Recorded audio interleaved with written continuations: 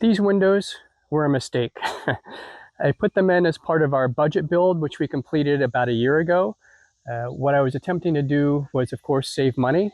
I was hopeful it was going to be a permanent solution. Just because they were economical didn't necessarily mean they were going to be bad in the long run. So I took a chance, and I was wrong.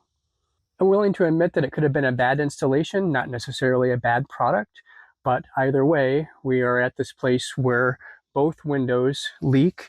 I have constant leaking here on both sides. The hardware is cheap and rattles. I have other issues with the built-in blinds and bug screen. They're very cheaply made, they rattle. But if the windows didn't leak, I would have figured out a different solution for the blinds and the bug screen. Either gotten a different set altogether or figured out a way to make these work. But the deal breaker is both windows. I've tried for several months to find and fix the leaks, but either that is beyond my capability or it just can't be done. Now we're going to try to remove them, which is going to be horrifying because they were installed with an incredible amount of SikaFlex 221 around the entire perimeter of the window, and that is not something I'm looking forward to. This is a windshield removal tool. The idea is you just start kind of sawing your way through the adhesive carefully so as not to damage the paint.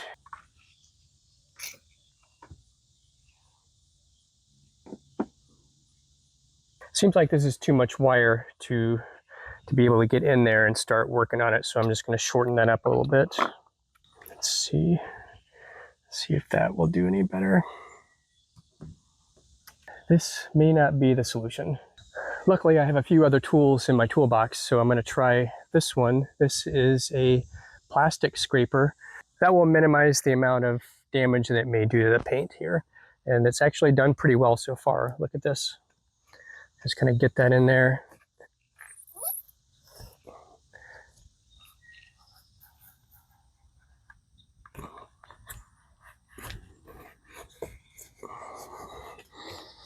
I also have this at my disposal, so I'm going to give this a try, but I'm going to have to be a lot more careful with this because it could absolutely damage the paint.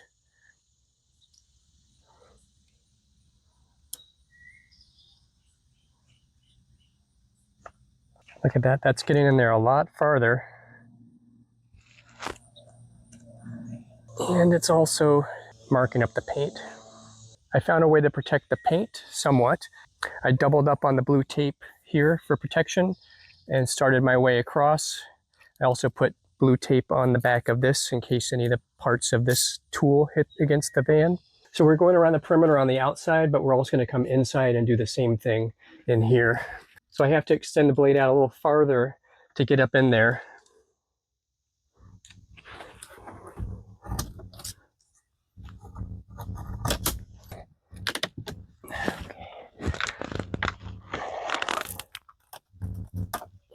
Okay, just checking. If I get any amount of give whatsoever in one corner or one side, I could literally peel it off carefully because I don't want to bend the metal too much. But my experience with SikaFlex, if you get one part of it going and you can kind of get under it, you can get the rest of it out. I don't know if that's how it's going to play out with these windows, but I'm going to keep trying. And there's a blade, and there's a blade, and that's kind of how it's going so far. Right, at this point, I've gone through all of my blades on this tool. Got none left, so I'm going to go back to the scraper. Started making some incremental progress. Before I lost all the blades on that other tool, I was able to get a little deeper in here. So you can see I've made, let me back up a little bit. The new window is Arctic turn, and it's larger than this window. So the way I'm going to cut the hole, I hope, at least the plan is, to make it longer this way and taller, but maintaining this bottom line and then this side line. So that's why I've got more tape protecting these areas, and I'm less concerned about right here because this will be cut out at least another 2 or 3 inches. So if I dent or cause some problems to this metal, it's not that big of a deal. So I was able to get enough cut away so I could wedge in a small screwdriver and get just a little bit of space in here to be able to get this tool in this much. And then I can just hold the screwdriver and twist it a little bit to give some space as I run this all the way up. Take two. As I run this all the way up. Okay. All right. Okay, that happens. So hopefully you can see we're starting to make some progress here. I've got some lift away from the band metal. And again, not too worried about this sheet metal here, although I'm sure that'll come back to haunt me at some point. I'm about an hour in so far. I'm trying to be as careful as I possibly can. You can see I've added more blue tape around. I've gotten to about here. So I think I've gotten really well all the way around like this. And I'm pretty close to getting to the point where I might try to start pushing the window out just a little bit to see how it works, but not quite yet. Got a little more work to do. So right now what I'm doing is experimenting a little bit. So I've got a little wedge here, I've got a little wedge here. So now I'm back to the windshield removal tool. So now I've got a place to stick that in there, right? And I'm just gonna try to work that through and do some more cutting here.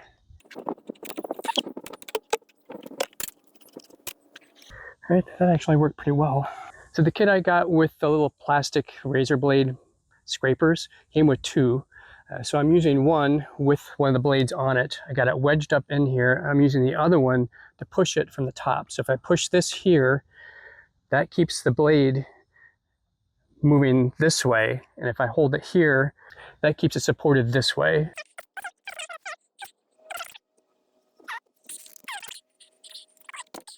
So I think at this point I've gotten a lot of this side of the window kind of cut around the outside and some on the inside. So I'm going to go and push on it a little bit, see what happens.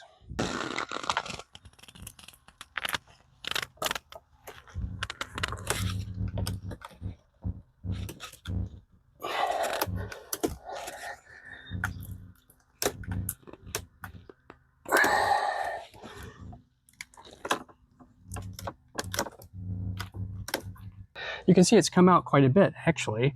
It's probably 1/4 inch, 1/2 inch, and it's staying this way. It's not sucking back in. So that actually gives me a lot of leeway to continue running a tool down through here. Let's see if I can get past this point now.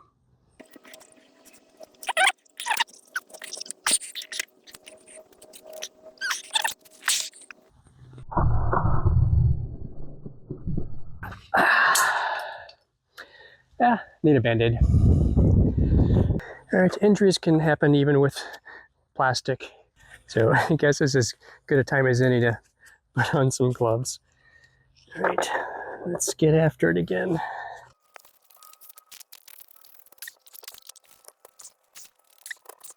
All right, so this area seems to be pretty challenging. We have to work on that a little bit more. What I don't want to do is get the screwdriver or anything else over here that's going to end up bending the metal or making things worse. So I'm just going to have to take my time and try to get this worked out over here.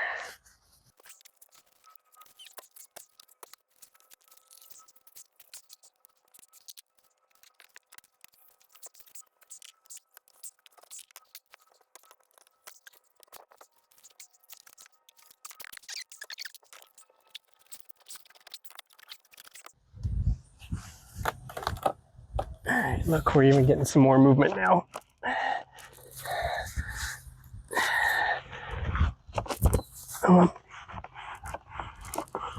Oh, look at that. Okay. All right. So I have to be very careful not to bend the metal. So I'm going to go back on the inside. I'm going to cut as much as I can get cut through here, and we'll keep trying. Susan let me borrow her cutter, so I was able to go inside and cut around here and here best I could. And I did push on a little bit. I think this is going to work. I didn't want to push on it from the inside too much because I may lose it, it could fall right out. So I'm gonna try it from here carefully. Okay.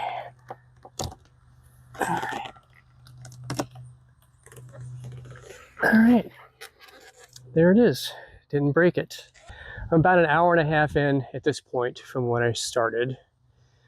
The window is out, but we're nowhere near ready to put the new window in or even cut the hole for the new window. I have to remove the rest of this from the inside as well as outside. And on the inside, we also have the entire wooden frame to remove because that is not part of the future plan. This is going to get extremely messy, a lot more of a mess than we've made so far. And the best I can do at this point is just start working on the wooden frame pieces the same as I did the window. Just trying to get little bits and pieces out, get a wedge in there, and keep working it and working it. Once again, I'm going to start on this side because, again, we're going to be cutting more of this metal off. So I'll learn and make my mistakes. Not that I won't make the mistakes over there, but I'll make fewer mistakes over there where I want to preserve the metal. If I start here. I also don't care as much if I mark up this metal. I can always paint that, whatever doesn't get cut away. I'm not putting a lot of pressure on it. I'm just working it a little bit at a time. I got my hand in there farther. More of a wedge, a little deeper. Okay, look at that. 3 more to go. This first one came off relatively easy. It only was glued in a couple places, so it kind of peeled off. Yeah. This one I can't get to the top of it with any implement, so I've just been cutting from the bottom and trying to figure out if I can get it to start coming off. I decided to take this one off first so I can get better access to this one. I was able to run the blades up both sides, but it still wasn't coming off very well. So Susan helped me and we ended up working in the windshield removal tool behind it. So now I'm going to do my best to get that up.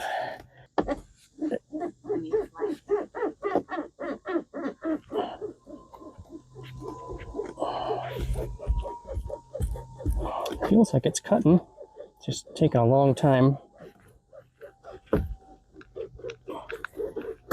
Okay, that did it.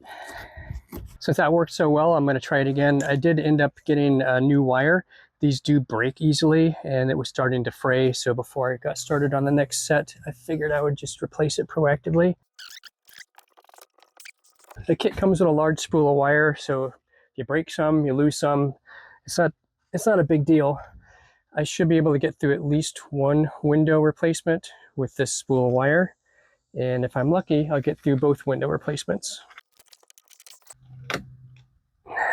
Still, I don't want to pull it too much. It could bend the metal.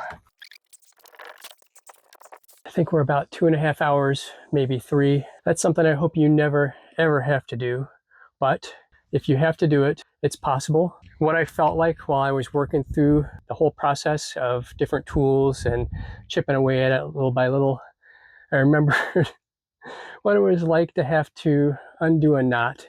If you've ever had a knot in your shoes or your child's shoes or just other knots and ropes and so forth, extension cords you had to get untangled, you name it. At first, it's an absolute horrible mess and you just tug and pull and push and twist and work your way towards some sort of resolution. That's what I thought about through this entire process of window removal. That is challenging, but keep working at it. It's doable. This is what it looks like so far. I have a lot of cleaning up to do. I need to remove as much of the adhesive and residue as possible on the side here and the bottom. The top and this side, I'm gonna wait until I cut the frame out of the new window and see how much I have to remove at that point. Okay, you finally got through that part, and the next step is to install the new window or reinstall the existing window. In my case, I'm installing a slightly larger window, so I did go ahead and cut the metal out for that template. and that reduces the amount of old adhesive that I have to remove.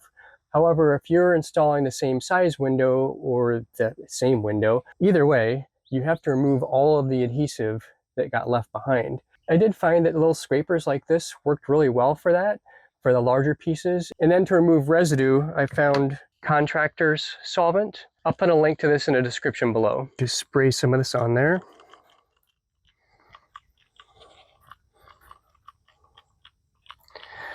I'm gonna let that sit for about 15-20 minutes while I work on other things. Okay, it's been enough time, so we're gonna work on this some more.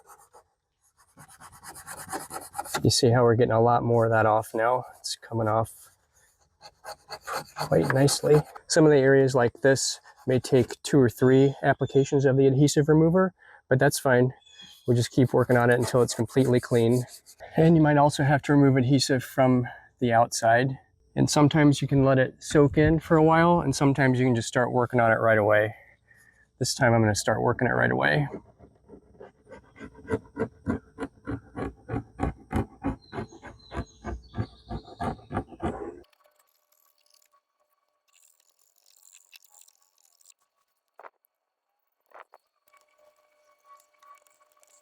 Totally elapsed time for scraping, spraying, soaking, scraping, probably about an hour and a half. And the only part I had to get on the outside was this one stretch right here. This is the frame for my new window. I didn't clean off all of the adhesive everywhere around here, so I left pieces like this, you can see, because I didn't need to clean that off in order to get this new frame in place. I only cleaned the areas that would be affected by the frame. Oh, I almost forgot. Since we used industrial grade adhesive remover, before you go and put more adhesive on the inside or outside, you're gonna have to clean that up really well. So what I've got here is just a degreaser we had in the house. I think whatever you have on hand is fine as long as it's a good quality cleaner. So I've actually sprayed this already and I've got that soaking in. After the degreaser, I'm just gonna clean it with some isopropyl alcohol to make sure that it's really clean on the inside and outside. In my case, the only place I'm gonna put adhesive is on the inside. For the frame, I have a double-sided VHB or very high bonding tape to use. And this particular window doesn't use any adhesives for the window itself. I still want to clean it up really well on the outside just so it makes a clean seal and we don't have any leaking issues. Okay, that's it for this video. I'm not going to go into the installation process of the next window. I bought the Arctic Turn windows, and there's no better installation video of the Arctic Turn window other than the one from Arctic Turn itself. Except maybe 7.0 Savage is a close second. I'm going to link both of those videos in the description below.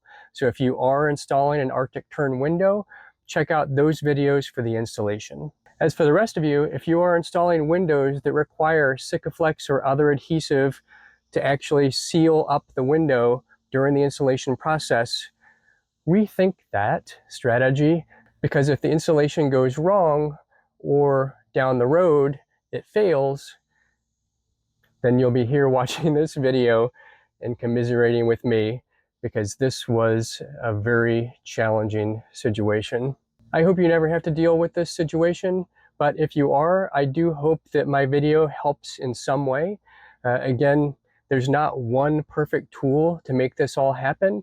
I think it's just use what you have, keep at it, keep working it little by little. It takes an enormous amount of time to do this.